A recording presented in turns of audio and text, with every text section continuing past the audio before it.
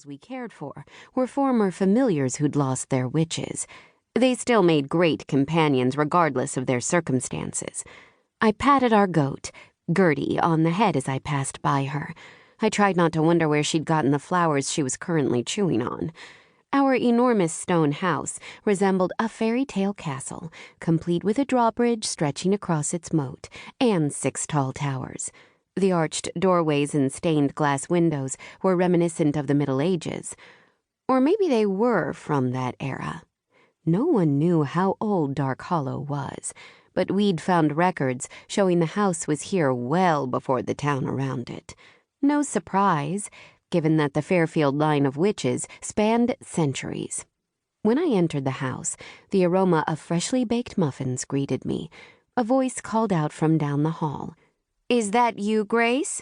I'm in the kitchen." I glanced at Portia. "We better hurry. She sounds frazzled."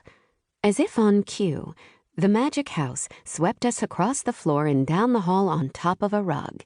It deposited us gently in the kitchen. "Thank you," I told the house. I turned to my sister, who had flour up to her wrists and several bubbling pots and pans. "What's up, Kit? I could use a second pair of hands. Would you mind being my sous chef?" "Me," I echoed. Nobody asked me to help with anything. They seemed to think my chaos magic and inquisitive mind were more of a liability than an asset. Sometimes it felt like all I did was try to prove myself. "Of course. Let's do it." By the time my sister Elizabeth made her way downstairs, we'd prepared a breakfast feast. Sunny-side-up eggs, bacon, hash browns, dozens of muffins, and Belgian waffles with strawberries and vanilla ice cream. Because why not? Normally, Elizabeth would complain about the unhealthy food, but I was pleased to see her scarfing it down with the rest of us. Nice to see her lightening up a bit. After some time, all of us were so stuffed that a nap seemed like the only feasible option.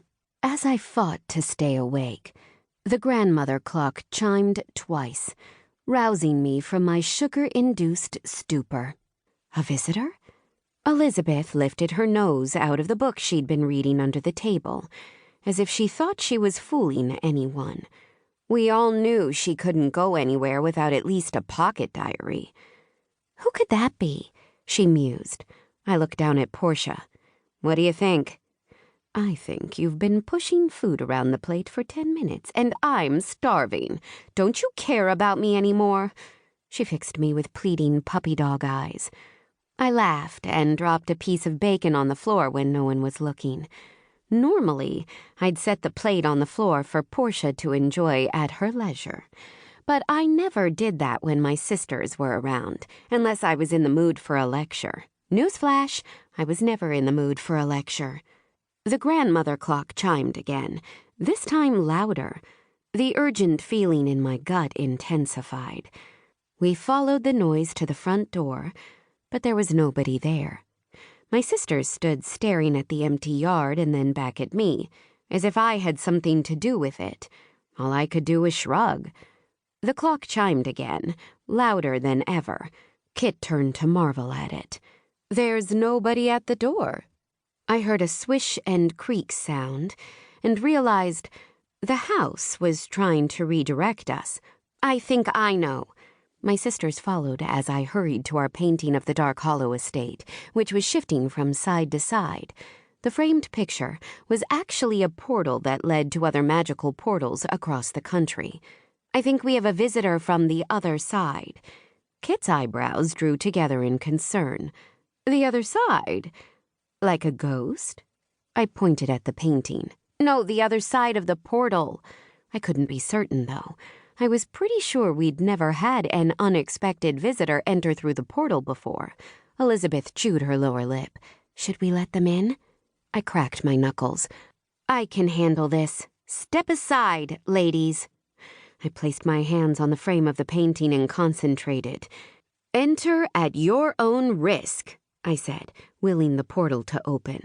I stepped back to see what would happen. A man materialized in front of us. He had silver hair